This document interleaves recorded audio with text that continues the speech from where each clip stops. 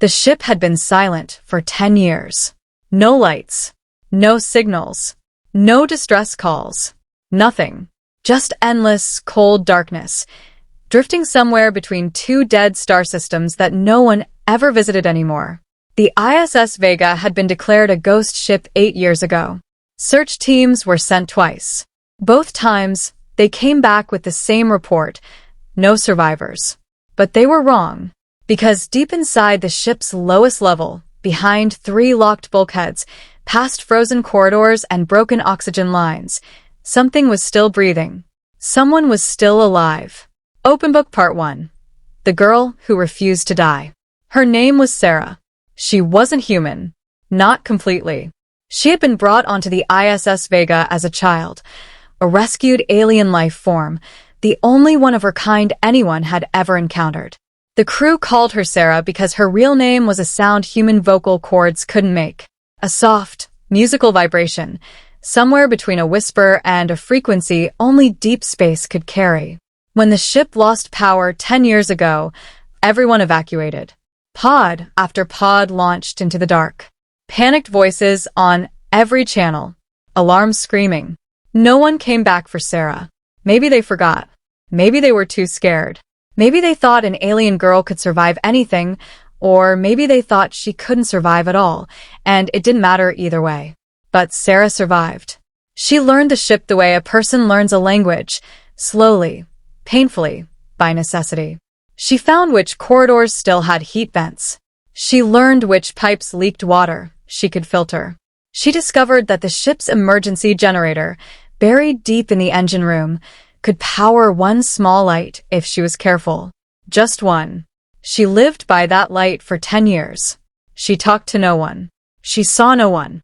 She stopped expecting anyone to come. After year 3, she stopped hoping. After year 7, she stopped remembering what hope felt like.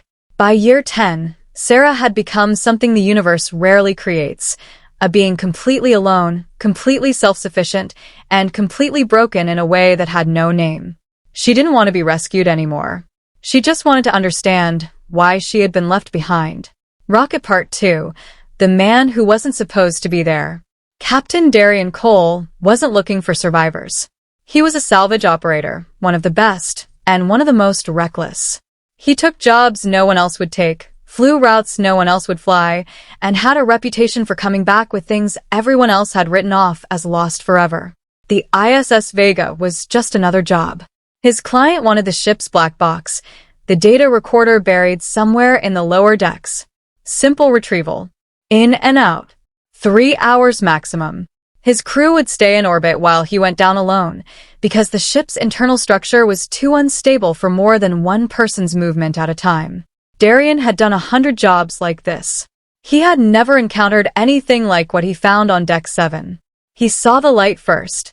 One small, warm glow coming from behind a sealed door at the end of a corridor that should have been completely dark. He stopped. Checked his scanner. According to every instrument he had, this section of the ship had no power, no atmosphere, and no life signs. And yet, the light. He almost left. Almost convinced himself it was a system malfunction, a reflection, something explainable that didn't require him to open a door he wasn't supposed to open. But Darian Cole had survived this long by listening to something quieter than instruments. He opened the door. Dizzy Part 3, First Contact. She was standing at the far end of the room. Small. Still. Watching him with eyes that caught the light the way a cat's eyes do in the dark. That soft, unsettling glow of a creature that has spent too long without daylight. Darian froze.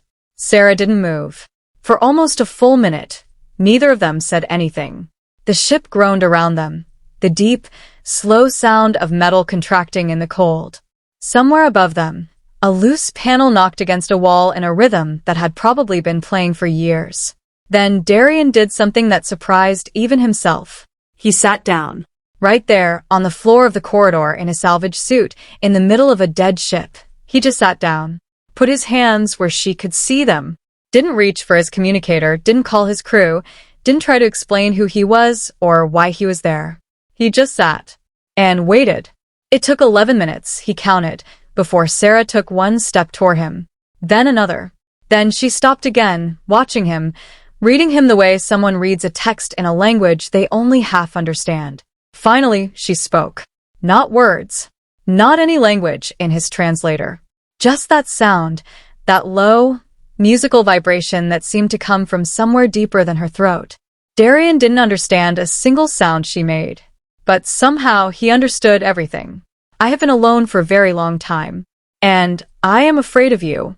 But I am more afraid of being alone for another 10 years. He nodded slowly. Yeah, he said quietly. I think I get that. Milky Way Part 4. What 10 years does to a person. She didn't trust him that day. Or the next. Darian missed his retrieval window. Told his crew there were structural complications, which wasn't entirely a lie.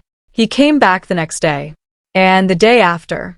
He brought food she didn't recognize and watched, patient and quiet, as she eventually, carefully, decided it was safe.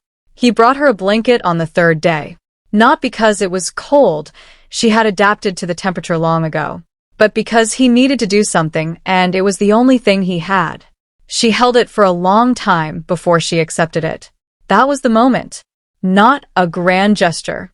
Not a rescue mission or a speech or a declaration.